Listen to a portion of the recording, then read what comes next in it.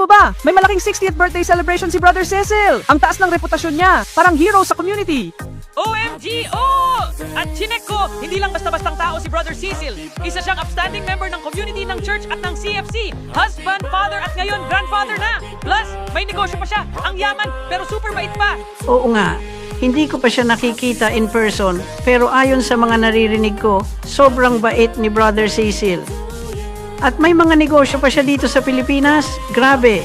Ama, at narinig ko pa mga Mars may resorts, malls, hotel chains, mga factories pa siya, pati Malacanang Palace at buong Visayas Islands pag-aari niya. Mga apo, masarap daw magpa-party si Brother Cecil, kaya kailangan pumunta tayo. Malangisan naman ang mga bibig natin. Lola Burikay, teka lang, hindi naman tayo invited ha. Baka mabisto tayo na nag-gate crash sa party. Eh, pulis pa naman ako, baka ako masisante. Teka, Lola. Meron po ba tayong mutual friends ni Brother Cecil? Sana po meron. Aha! Yes, Chikoy, meron tayong 2 mutual friends. Sina Ira at Daniel. Ibig sabihin noon, halos pamilya na tayo ni Brother Cecil. Kaya aasahan niya tayo sa party. Lola nag-message sa akin si Ira. Sa London po pala ang party. Wala din kami pamasahe at visa.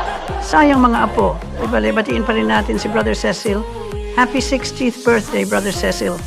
From Barrio San Caldereta and our 2 mutual friends, Ira and Daniel. Happy birthday!